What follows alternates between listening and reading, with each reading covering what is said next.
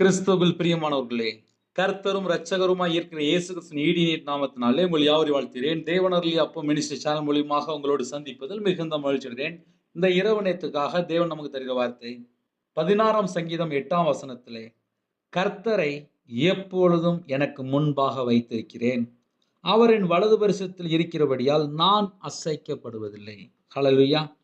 கிறிஸ்துவில் பிரியமானவர்களே, கர்த்தரை எப்பொழுதும் எனக்கு முன்பாக வைத்திருக்கிறேன்.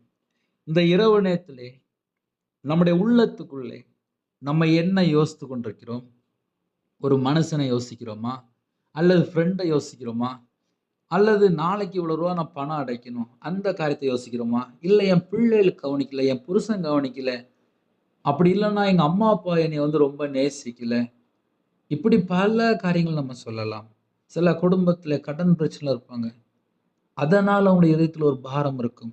கர்த்தரை எப்பொழுதும் எனக்கு முன்பாக வைத்திருக்கிறேன். எனக்கு முன்பாக இருக்கிறவர் யார்? அவர் சர்வ வல்லமுள்ள தேவன். அவர் நமக்கு முன்பாக இருக்கும்போது எல்லா உபத்திரத்தை எல்லாம் கர்த்தர் மாற்றி தருவார். கர்த்தரை எப்பொழுதும் எனக்கு முன்பாக வைத்திருக்கிறேன். உங்களுக்கு முன்பாக கர்த்தர் இருக்கும்போது எவ்வளவு பெரிய பிரச்சனை இருந்தாலும் சரி, அந்த எல்லா பிரச்சனைக்கும் ஒரு முடிவு உண்டு.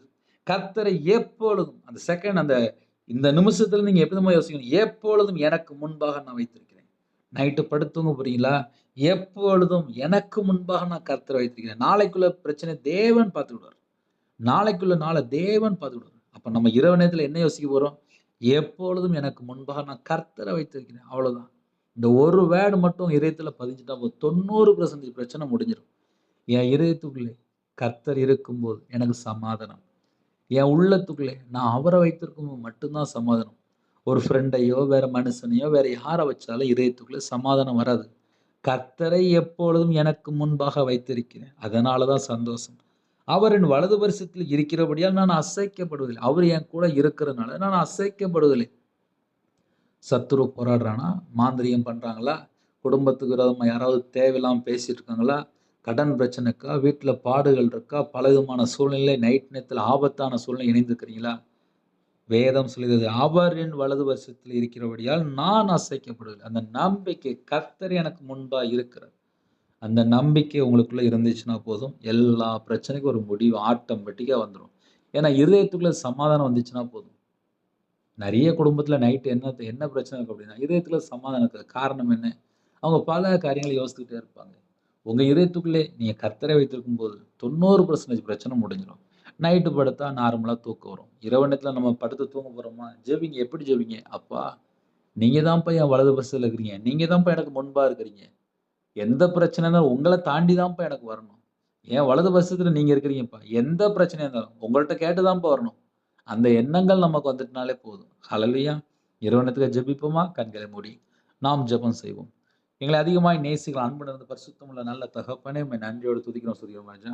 இரவு நேரத்துல யாரெல்லாம் இணைந்திருக்காங்களோ எங்க எல்லாருடைய ஆவி, ஆத்துமா, சரீரம், சிந்தனை, நினைவு எல்லாவற்றும் உம்முடைய ஜீவனுக்கு அர்ப்பணிப்பா. எந்த சூழ்நிலை இணைந்திருக்காங்களோ கர்த்தர் அறிவிங்க. அவனுடைய ஆவி, ஆத்துமா, சரீரம், சிந்தனைக்குள்ளே ஒரு அக்கினி இறங்கி வரட்டும்பா. பரிசுத்த அக்கினி இறங்கி வரட்டும்பா. தேவையில்லாத போராடிய எல்லா சத்துருவின் கிரியைகளும் வேரோட சங்கரிக்கப்பட்டு போட்டுப்பா. இந்த நாளிலும் கர்த்தர் பிரியமில்லாமல் எங்களுடைய வாழ்க்கையில என்ன குறைகள் இருக்கோ, எங்களுடைய கண்கள், எங்களுடைய சிந்தனையில பேசின வார்த்தையில எங்க இதயத்துக்குள்ள கர்த்தர் பிரியமில்லாமல் என்னென்ன காரியம் இருக்கோ, உமக்கு பிரியமில்லாத இடத்துக்கு நாங்க எங்கெல்லாம் போயிட்டு இருந்தோம், எல்லா குறைகள், குற்றங்கள் எல்லாம் கர்த்தர் மன்னித்து, இரவு நேரத்திலே கர்த்தர் எங்களுக்கு இன்பமா நித்திரை தர வேண்டும். உம்முடைய கிருபையால் நிரப்புங்க ராஜா. உம்முடைய பிரசன்னத்தால் மூடுங்க ராஜா. நைட் நேரத்துல எந்த நாட்டுக்குள்ள எந்த சூழ்நிலை இருக்காங்களோ, எல்லா குடும்பத்தையும் கர்த்தர் கரம் தொட்டு ஆசீர்வதிக்க வேண்டும். அவங்களுடைய மன விருப்பத்தை நிறைவேற்றுங்க. அவங்க இதயத்துல இருக்க பாரத்தை நீக்கி போடுங்க. கடன் பிரச்சனை இருந்தா கடன் பிரச்சனையை மாற்றுங்க. குடும்பத்துக்குள்ள சமாதானம் இல்லாமல் இருந்தா சமாதானத்தை தாங்க. பலவீனத்தோடு ஜெபித்த எல்லா பலவீனத்தெல்லாம் மாற்றி போடுங்க. குடும்பத்துக்குள்ள அப்பா பாட்டு படிச்சு ஜெபிக்க, குடும்ப ஜெபம் பண்ண கர்த்தர் கிருபை செய்யுங்க ராஜா. எல்லா குறைகள், குற்றங்கள் எல்லாவற்றையும் கர்த்தர் மன்னித்து ஒவ்வொரு குடும்பத்தையும் கர்த்தர் ஆசீர்வதிங்க. அதிகாலையில் உம்முடைய பாதபில்ல கண் விழிக்க கர்த்தர் கிருபை செய்யுங்க ராஜா. இரவு நேரத்திலே வரக்கூடிய சொப்பனங்கள் அப்பா தேவையில்லாத எண்ணங்கள் எதுவா இருந்தாலும் எடுத்து போடுங்க ராஜா. வரக்கூடிய சொப்பனத்தை கர்த்தர் எங்களுக்கு வெளிப்படுத்தாங்க. தேவையில்லாத மரண பயம், தற்கொலை எண்ணங்கள் எல்லாவற்றையும் நீக்கி போடுங்க.